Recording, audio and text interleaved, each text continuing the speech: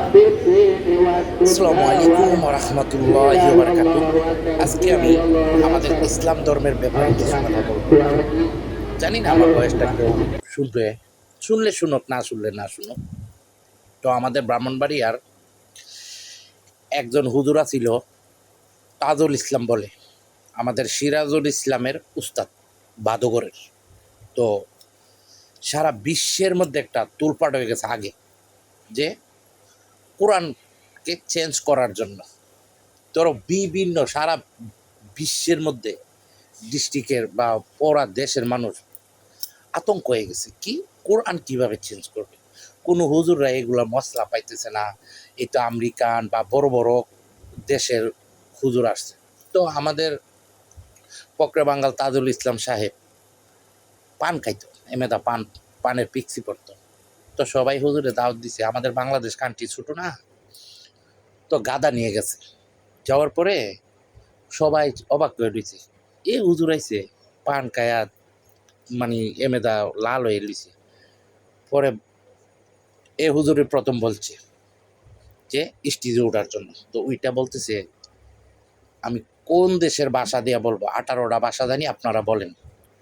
তো হুজুরকে বলছে, আপনার ভাষা দই বুঝাইয়া দেন। তো হুজুর শুধু এতটুকুই বলছে যে আমি গাদা নিয়ে আসছি, এই গাদাটারে বাইরে আপনারা গোড়া বানাইতেন। তো সবাই বলতেছে, এটা কেমন কথা, এটা কি সম্ভব?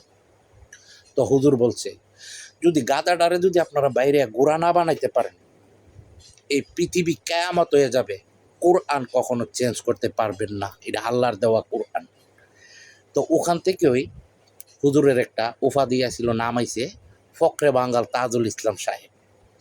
তো আপনারা যতই এই মক্কার ঘর বানায়া তোয়াব করেন, কোনো কাজ হবে না। এই পৃথিবীতে আল্লাহ তাআলা একটা ঘরে বানাইছে, আল্লাহর ঘর, সেটা হচ্ছে মক্কা। দ্বিতীয় আর কোনো ঘর হবে না।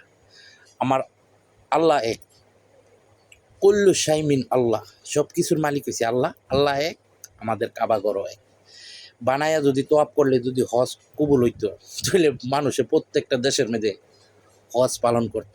তো এই জন্য আপনাদেরকে বলি, যারা তৌফিক আছে হজ করতে যাবেন, যারা তৌফিক নাই তো আল্লাহর কাছে দোয়া করেন যেন আপনাদেরকে মক্কার ঘর দেখাই, মদিনা রওজা, নবীজির রওজা দেখাই। এটাই মনে রাখবেন, আমাদের ইসলামটা হয়েছে এই হৃদয়ে, কোরআন হয়েছে হৃদয়ে। আল্লাহকে ডাকবো মন থেকে, আমার নবীজিকে ভালোবাসবো মন থেকে। সবাই তো ভালো থাকবেন। জানি না আমার এই বয়সটা আপনারা সবাই শুনবেন কিনা, লাইক কমেন্ট করবেন কিনা। তো আশা করি সবাই ভালো থাকবেন। লাইক কমেন্ট করতে হবে না, ভালো লাগলে করবেন। ওকে।